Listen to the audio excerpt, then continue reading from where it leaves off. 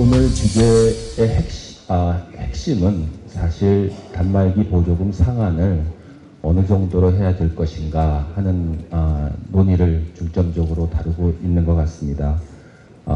단말기 보조금을 너무 낮게 책정을 하면 소비자 후생의 저해가 우려되고요. 또 너무 높게 재정을 정한다 그러면 단말기 유통법 법 취지를 못 살린다는 그런 양 측면의 논의가 있는 것 같습니다. 그리고 그 구체적인 내용에 대해서는 이미 전 시간에 이해관계자분들이 충분히 설명을 해 주셨습니다. 그럼에도 불구하고 오늘 토론에서는 그 내용을 조금 더 객관적인 입장에서 또 조금 더 심층적으로 다루고자 여러 토론 패널분들을 모시고 조금 더 이야기를 진행해 보고자 합니다. 오늘 토론을 맡아주실 분들은 여러분들 그 소개 발표 자료에 나와 있는 순서대로 토론을 부탁드리고자 합니다. 첫 번째 패널 토론으로 한양대학교 경제학부 김용규 교수님을 모시겠습니다. 네, 오늘 그 단말기 보조금 상한 정책 방안 토론회 토론자로 말씀을 드리게 된 것을 반갑게 생각을 합니다. 올해 단말기 유통법이 통과되었고요. 이 법이 단말기 보조금의 상한을 정하도록 그렇게 되어 있습니다. 그래서 오늘 토론회를 갖고 있는데요. 상한을 정한 이유는 결국 보조금이 요금에서 나가기 때문에 상한을 정한 것으로 보입니다. 그런데 사실 앞서 여러 발표에서 들으셨겠습니다만 보조금의 상한을 규제하는 것은 사실 상당히 어려운 그런 과제라고 할 수가 있겠습니다. 그래서 저는 이 구체적으로 보조금의 상한이 얼마가 돼야 된다 하는 거를 한편 고민하면서도 또 보조금의 그 상한을 규제하는 원칙을 한번 생각을 해 보았습니다. 먼저 제일 첫 번째 그 원칙으로는 정부의 규제 범위가 어느 정도까지 되는 게 적절한가 하는 부분입니다. 정부가 규제를 지나치게 제한적으로 이제 설정을 할 필요는 없지 않겠는가 하는 게 제가 이렇게 지난 1, 2주 동안 생각한 그런 그 결과라고 이제 말씀을 드릴 수 있겠습니다. 그 이유는 정부가 규제를 지나치게 이제 제한적으로 설정을 할 경우에는 이거가 이제 그 일종의 요금과 비슷한 측면이 있는데 자칫하면은 정부가 본의 아니게 이 담합을 유도할 가능성이 있습니다. 그리고 그 다음에 담합 이외에도 그 사업자의 법 위반이 크게 일어날 수가 있겠습니다. 이거는 곧 이 모처럼 제정한 그 단말기 유통법의 집행의 실효성 문제하고도 직결될 수 있다고 생각을 합니다. 이동통신 서비스는 단말기와 서비스가 결합돼서 판매되는 그런 결합 상품이라고 하겠습니다. 이때 사업자는 단말기 구매 비용을 많이 보조해주고 이를 요금에서 회수하는 그런 전략을 택할 수도 있고 또 단말기 구매 비용을 적게 보조해주고 요금에서 적게 회수하는 그런 방법을 택할 수도 있습니다. 마케팅 측면에서는 물론 초기에 많이 보조해주는 정책이 단기적으로는 효과를 거둘 수 있지만 그거는 또 재무 측면에 압박을 줄 수도 있겠습니다. 그리고 상한을 낮게 설정을 하게 되면은 사업자들이 단말기 보조금을 모두 동일한 가격으로 책정할 가능성이 더 커진다고 생각을 합니다. 그리고 사업자의 전략이 제한되고 이 사업자나 유통점이 앞서 말씀드린 바와 같이 법을 위반할 가능성이 커진다고 생각을 합니다. 그래서 저는 정부가 규제를 너무 지나치게 제한적으로 하는 거가 바람직하지 않다는 생각이 좀 들었습니다. 두 번째로 정부는 사업자가 그 보조금을 통신 요금에서 보전 받으려는 것을 금지할 필요는 없지 않은가 하는 생각을 해봤습니다. 결국 보조금의 재원은 요금일 것입니다. 보조금이 크면은 요금이 비싸지기 쉽고 보조금이 작으면 대신 요금이 저렴해져야 될 거라고 생각을 합니다. 따라서 요금이 저렴한 상품에 대해서는 보조금이 좀 작아지게 되고, 그 다음에 요금이 비싼 상품에 대해서는 보조금이 좀 커지는 거가 그게 합당하지 않은가 하는 생각이 드는데요. 다만 그걸 너무 세부적으로 하게 되면은 소비자들이 판단하기가 어려운 그런 부분이 있습니다. 따라서 그것을 몇 단계 정도로 해서 단순하게 제시를 할 필요가 있다고 생각을 합니다. 세 번째로는 그 제조업체의 단말기 보조금 정책이 또한 투명할 필요가 있다고 생각을 합니다. 제조업체가 최근 들어서 그 단말기 보조금을 많이 사용을 하는 것 같습니다. 그런데 제조업체가 단말기 보조금을 너무 빈번하게 사용을 하게 되면은 이동통신사업자의 단말기 보조금에 추가해서 제조사의 단말기 보조금까지 이렇게 많이 들어가게 되면은 그야말로 보조금이 굉장히 변동성이 더 커질 거라고 생각을 합니다. 그래서 제조업체는 가급적 단말기 보조금을 이통사처럼 빈번히 이렇게 정책을 바꿔서 사용하기보다는 가급적 최소한 2, 3개월 정도는 유지되는 안정적인 출고가 정책을 통해서 보다 투명한 보조금 정착에 도움을 줄 필요가 있다고 생각을 합니다. 따라서 그런 점에서 보조금의 출처를 구분하는 것도 검토를 해볼 만한 그런 이슈라고 생각을 합니다. 마지막으로는 어찌됐건 이제 조만간 정부는 보조금의 수준과 보조금의 그 책정 방식 등을 이제 정하셔야 될 텐데요. 그 정책을 정하신 다음에는 꼭 당부드리고 싶은 게 정부 차원의 별도 홍보를 꼭 해주셨으면 하는 그런 당부입니다. 단말기 유통법이 왜 필요했는지, 또 법 시행 전과 시행 후에 어떤 점이 달라지는지, 단말기 보조금은 무엇인지, 왜 상한을 두었는지, 거기에 대해서 국민들에게 아주 상세한 홍보가 있을 필요가 있습니다. 아직도 많은 소비자들은 그 새로운 단말기 구입을 함에 있어서 염려가 많은 것 같습니다. 그런 우려를 불식시키는 그런 정책 안내가 필요할 것으로 생각됩니다. 네, 이상입니다. 다음은 경희대학교 강병민 교수님의 토론을 듣도록 하겠습니다. 네, 여러분 반갑습니다. 오늘의 주제인 보조금 상한선 결정 관련해서 두 가지에 대해서 논의를 하고자 합니다. 우선 첫 번째 우리가 생각해야 될 게, 자연적 상태에서 사업자 입장에서 볼 때 보조금 경쟁하고 요금 경쟁 중에서 어떤 걸 더 선호하느냐, 전략적으로 한번 생각을 해보자고요. 기본적으로 통신산업은 설비산업이고요. 따라서 고정비의 비중이 매우 크고, 이에 관해서 신규 가입자가 유발하는 망의 증권원가는 아주 미미합니다.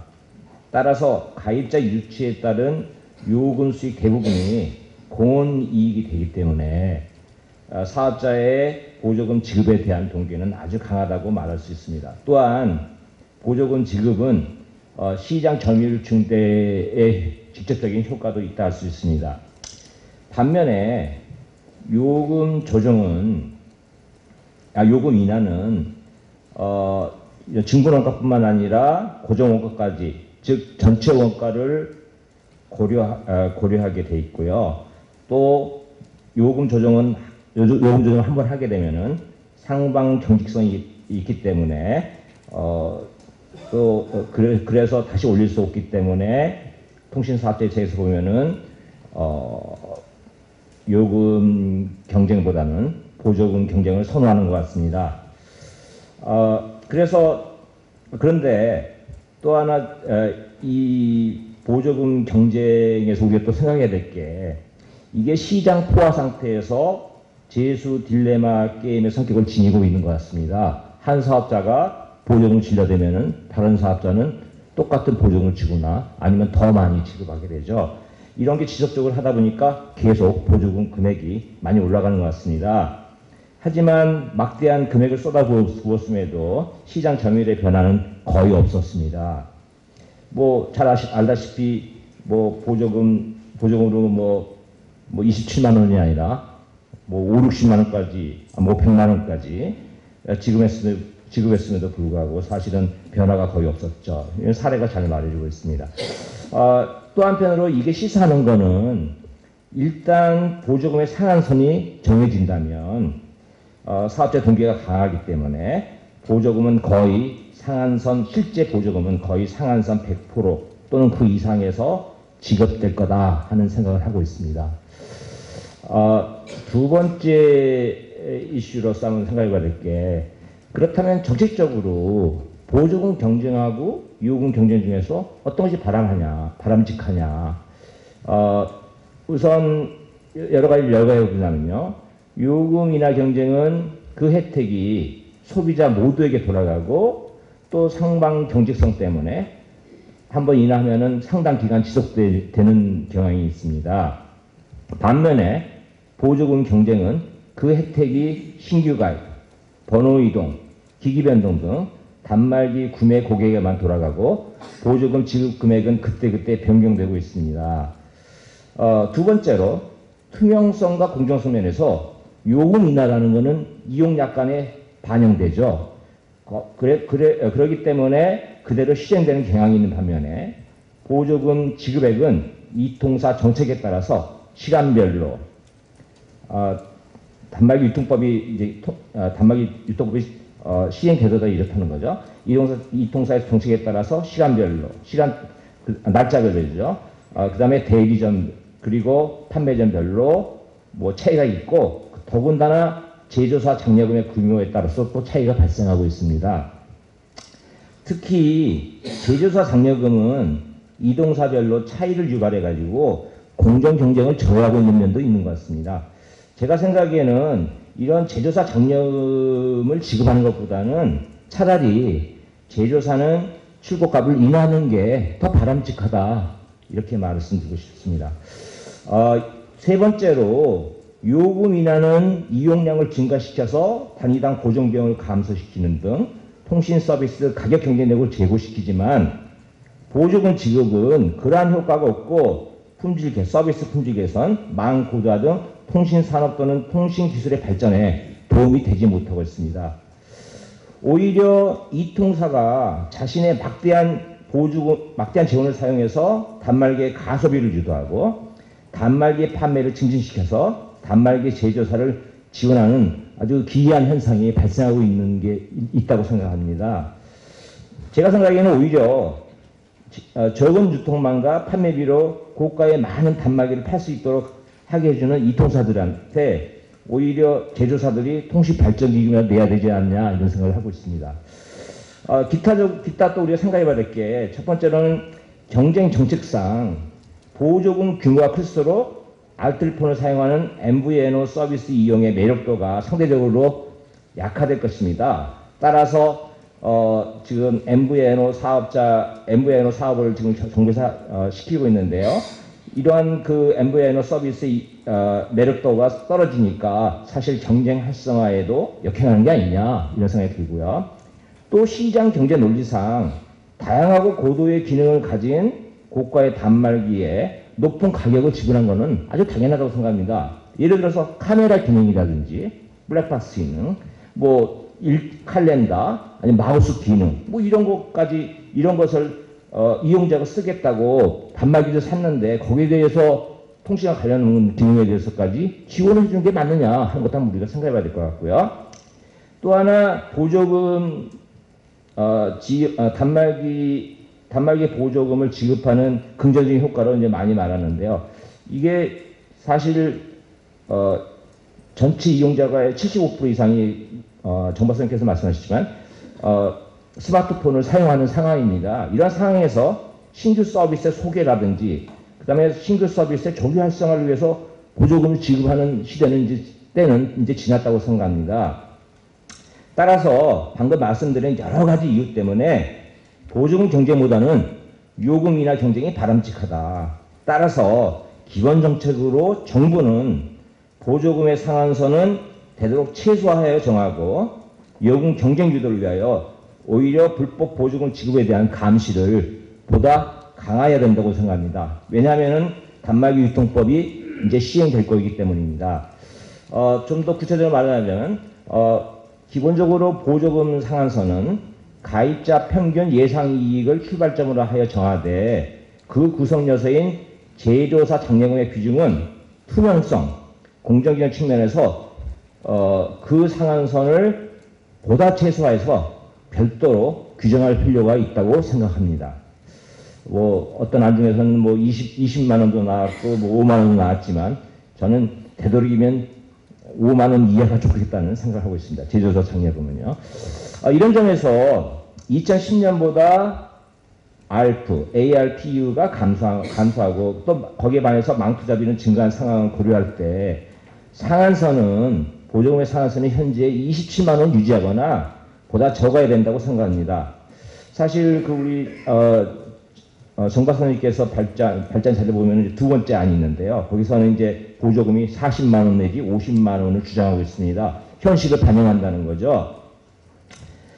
그렇지만 이 두 번째 안은 단말기 유통법 제정의 의의를 약화시키고 사실 보조금 40하고 50만 원이 가담 불법 보조금이라고 여태까지 정부가 제재를 해왔는데요. 그걸 뒤집는 꼴이 아니겠느냐 해서 저는 두 번째 안보다는 오히려 세 개 안 중에서는 두 번째 안보다는 첫 번째 안이 보다 바람직하다고 생각하고 있습니다. 이상입니다.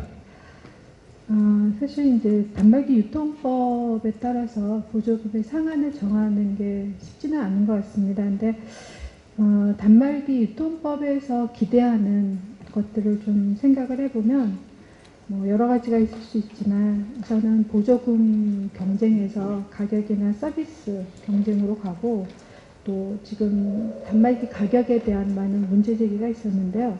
이런 부분들에 대한 어떤 가격 인하 효과라든지 또 이용자 간의 어떤 부당한 차별을 해소하기 위한 이런 여러 가지 법을 제정한 목적이 있다고 생각합니다.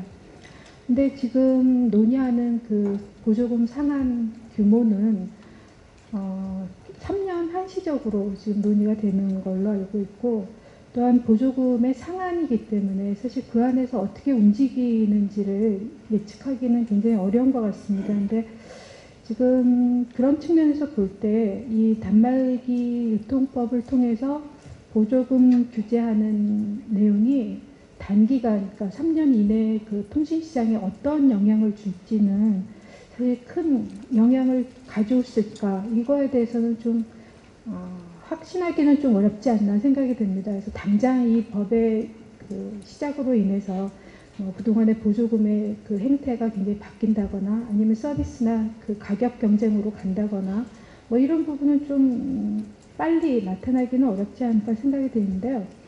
그에 반해서 이게 단말기 보조금의 규모가 상한이 굉장히 낮아진다고 하면 그동안의 소비자들이 기대했던 여러 가지 부분들에 대한 많은 불만들이 제기될 수 있다고 생각합니다. 그래서 일단 어떻게 소비자의 이기적인 이런 부분들이 얘기한다기보다는 일단 발표 자료를 보면 사실 그 보조금의 규모를 정할 때 가입자 평균 예상이익을 기반으로 해서 여러 가지 경쟁 상황들을 고려하게 되어 있는데요. 발표 자료도 보면 사실 평균 예상이익의 변화는 크지 않을 거라고 전망을 하고 있습니다. 크게 변하지는 않는 상황에서 지금 현재 규정하고 있는 27만 원 이하로 내려가기는 어렵지 않겠나 생각이 듭니다. 그리고 또 하나 단말기 가격이나 이런 부분들이 굉장히 이제 고가로 올라가면서 뭐 제조업체에서 나오는 장려금이라든가 여러 가지 부분들이 더 커져갈 수 있는데 그 부분들을 지금 현재 수준 이하로 낮춘다는 건 좀 어려운 것 같고요. 소비자들이 이 발표하신 내용들에 여러 가지 이제 그 높은 수준을 정할 때와 또 낮은 수준을 했을 때 여러 가지 예상되는 내용들이 있는데 굉장히 낮은 수준으로 정하면 사실 그 지금까지 규제해온 어떤 불법적인 이런 부분들을 행태해서 사업자들이 지금 계속 사업자들은 우선 낮은 수준을 얘기를 하시는 것 같은데요. 그런 부분들이 해소될 수 있을지에 대한 우려가 있는 것 같고 또 하나는 보조금 공시라는 것들을 통해서 어떻게 보면 사업자 간의 보조금의 그 어떤 정도가 거의 유사해질 가능성이 크다고 생각합니다. 그러면 그 보조금으로 인해서 어떤 가입자를 유인할 수 있는 차별성이 없어지면 뭐 싫든 좋든 가격 경쟁이나 또 서비스 경쟁으로 넘어가야 된다라는 생각이 드는데 이런 부분들이 시장에서 어느 정도 효과를 보이기 전까지는 보조금의 규모는 사실 지금까지의 수준을 유지하는 게 맞지 않나라는 생각이 듭니다. 그리고 소비자들이 이런 단말기 유통법의 시행에 있어서 굉장히 많은 우려가 그 단말기 보조금을 없애는 것 아니면 단말기 보조금을 제대로 받지 못하게 하는 이런 부분에 대한 반발이 좀 많이 있었다고 생각합니다. 그러니까 단말기 보조금의 수준이 높을수록 좋다라고 생각하지는 않지만 그 이때까지 통신사업자들이 충분히 줄 수 있는 여력이 있었기 때문에 뭐 그 정도 뭐 40만 원 수준에서 아니면 50만 원 수준에서 줄 수 있었다고 생각이 되거든요. 그래서 지금까지 시장 형태를 급격하게 바꿀 만한 그런 것들이 있는지에서 최소한 현재의 수준을 유지하는 게 좋겠다라고 생각이 됩니다. 그리고 어쨌든 상한제 아래서는 그 여러 가지 시장 상황에 따라서 그 보조금의 규모를 적절하게 조절을 할 수, 그러니까 사업자가 이 경영에 굉장히 문제가 되고 부담이 되는 정도라고 생각되면 스스로 조절해서 낮출 수도 있는, 뭐 지금 낮출 수 없도록 하는 건 아니니까요. 그런 부분들은 시장의 상황에 따라서 결정할 수 있는 부분이라고 생각되기 때문에 상한선 자체를 미리 낮출 필요는 없다라는 것도 제 생각 중에 하나입니다. 그리고 일단 여러 가지 그 보조금의 형태를 어떻게 할 거냐의 제안들이 나왔는데 사실 단말기 가격에 따라서 정률제로 하게 되면 어떻게 보면 고가의 단말기를 계속 쓰도록 유도하는 그런 효과들이 굉장히 높지 않을까라는 우려가 있습니다. 그래서 지금 여러 가지 정책 중에 하나가 너무 고가의 단말기를 쓰고 잦은 단말기 교체나 이런 부분들에 대한 부분들이 우려가 있으니까 오히려 그 정률제로 단말기 가격에 연동을 하는 것보다는 일정 수준의 정액제로 정해놓고 요금이나 여러 가지 부분에 따라서 합리적으로 이 그 보조금의 수준을 조절할 수 있는 그런 부분들이 오히려 낫지 않을까 생각이 됩니다. 이 ICT 영역의 토론을 보면 우리가 오늘 이 보조금에 관한 이제 고시 마련을 위한 토론을 하고 있는데요. 고시 하나 만드는데 보면 법 몇 개 만드는 공력을 들여서 토론을 합니다. 상당히 이제 물론 이 고시 이 보조금 상한제도 중요한 쟁점이긴 한데, 소위 이제 고시라고 하면 나름대로 시장 상황에 좀 유연하게 대처할 수 있게 좀 뭐 이게 한번 정하면 몇 년 가는 게 아니라 뭐 내년에 다시 또 바꿀 수도 있다고 하는 좀 유연한 생각을 하면 이 쟁점이 좀 덜 첨예해지지 않을까 이런 생각을 하고요. 지금 보조금 상한과 관련해서 가장 중요한 상황 변수는 단말기 유통법의 시행입니다. 그러니까 상식적으로 보면 시행 한 1년쯤 되고 난 뒤에 그 시장 상황을 보고 단말기 가격이 얼마나 인하됐는지 이런 걸 좀 파악해서 보조금 상한제도 정하면 합리적이겠죠. 근데 이제 시점상 그렇게는 못 되지만 오늘 이렇게 이왕에 그 방통위가 보조금 상한을 설정을 어떤 방식이든 어떤 금액이든 하더라도 한 1년 후에 내년 말쯤 가서 단말기 유통법 시행한 1년 경과 후에 이걸 다시 재조정할 수도 있다라고 하는 좀 유연한 자세를 취하는 게 어떨까, 그런 전제를 좀 말씀을 좀 드리겠습니다. 지난번 그 보조금 단속 시점에 이 프리미엄 폰들의 가격이 대비 한 100만 원 선에서 한 80몇만 원, 10% 이상 좀 떨어진 소위 그 보조금 단속 효과가 있었죠. 그걸 감안해 보면 아마 단말기 유통법이 시행되면 실제로 전체 단말기 가격 인하 효과가 얼마나 될까, 정확하게 추산할 수는 없지만 그래도 대략 10% 이상 10 내지 20%의 어떤 효과가 있지 않을까 이런 필에 섞인 전망을 하고 어떤 정책 설정해 볼 필요가 있겠다는 생각을 합니다. 저는 그동안 그 27만 보조금 상한돼서 워낙 그 위반사 뭐 시장에서의 어떤 법 위반 실이 많고 그래서 이거를 조금 더 현실화해서 한 400불 정도 환율의 차이가 좀 있을 수 있겠지만 우리 돈은 한 4, 50만 원 정도의 보조금 상한 설정이 좀 필요하고 그 가입자 간의 어떤 차별적인 요소를 좀 줄이는 것이 필요하다는 그런 생각들을 그런 얘기들을 해왔었는데 이 단말기 유통법이 이제 시행이 돼서 어느 정도 단말기 가격의 거품이 좀 빠지고 인하가 좀 시현된다고 하면 좀 그걸 감안해서 보조금 상한액도 결정할 수 있겠다 이런 생각입니다. 저는 이런 제조사 장려금이 없어지고 그게 단말기 가격 인하로 연결되면 가장 바람직하겠지만 아무래도 시장에서 어떤 활용할 수단이 장려금인데 그거를 가격 인하로 바로 연결할 것 같지는 않고요. 어쨌든 그런 정책 유도는 필요하겠지만 네, 그렇습니다. 뭐 단말기 보조금에 관한 쟁점이 있어 이제 금액의 과다 문제가 있고 또는 정액제나 정률제의 문제가 있고요. 또는 제조사 장려금의 공시 문제 이런 여러 가지 쟁점들이 있는데 이 문제들이 단순한 선악의 문제는 아니라고 생각합니다. 어쩌면 좀 선택의 문제일 수 있는데요. 예를 들면 아까 여러 토론자들 말씀하신 것처럼 금액이 높을 경우 이익을 보는 계층이 있을 수 있고 또는 금액이 낮을 경우 뭐 마찬가지입니다. 그리고 정액제나 정률제도 마찬가지인데 정률제로 택할 경우는 프리미엄 폰이나 고가의 그 요금제를 선택한 소비자들이 좀 이익을 더 볼 수 있고 아무래도 좀 젊은 계층일 가능성이 많죠.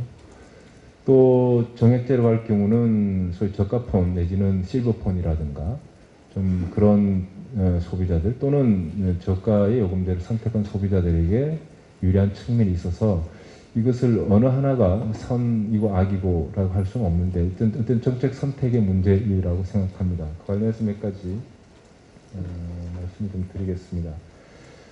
저는 우선 그 금액의 문제에 있어서는 지금 이 발제에서 나온 방안으로 얘기하면 첫 번째 방안 30만 원 선 정도가 적당하다고 생각합니다. 그 이유는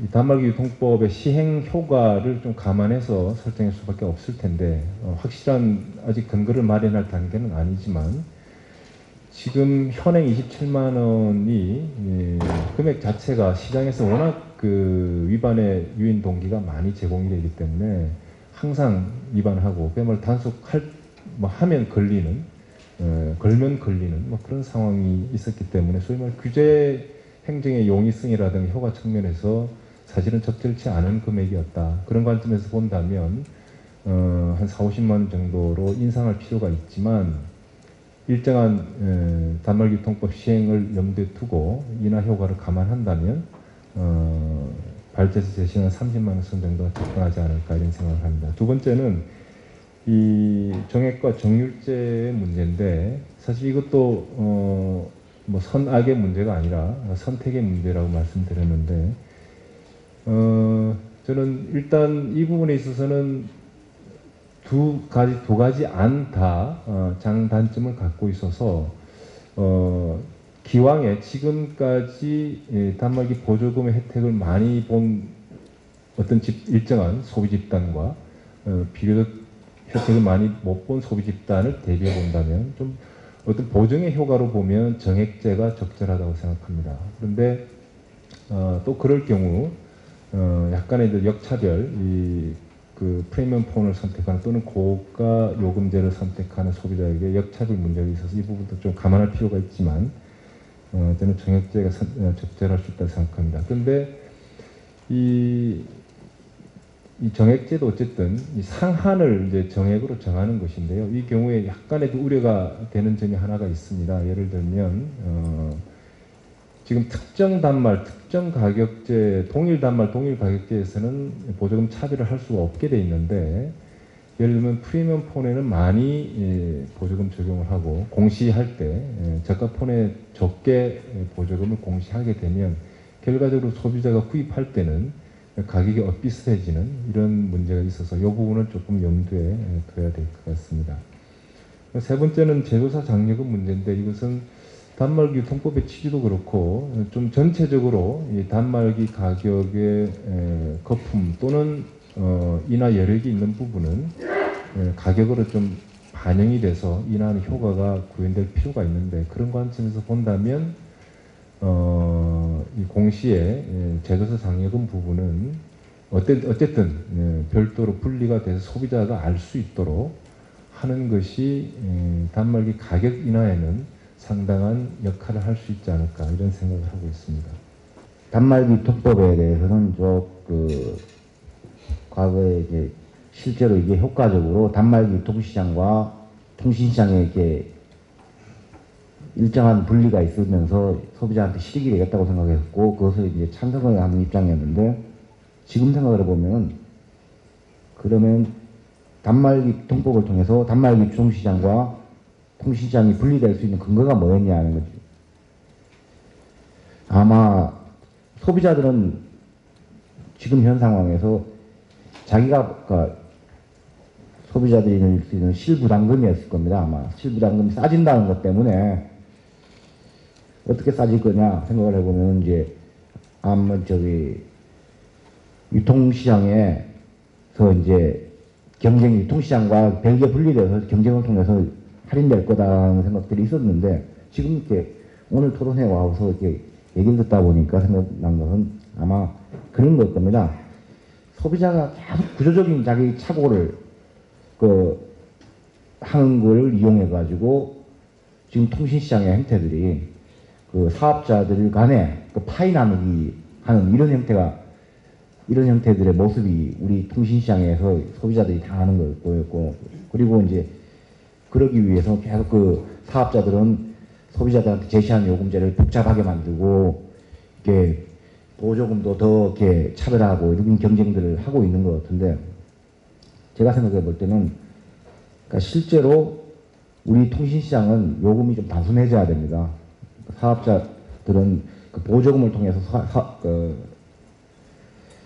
소비자들을 유인 책으로만 생각하지 말고 실제로 소비자들한테 돌아갈 수 있는 보조금들이 단순해져야 되고 그것을 위해서는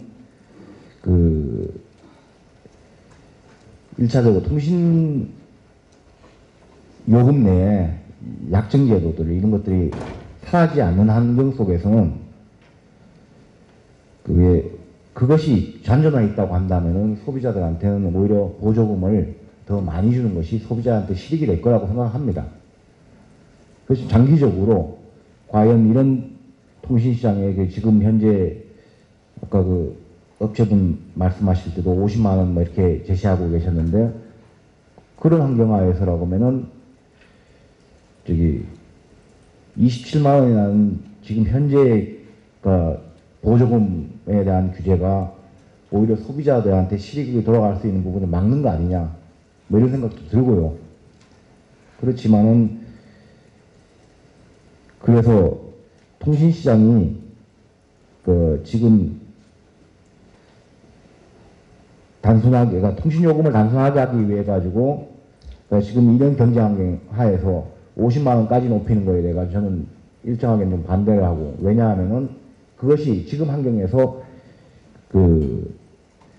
단말기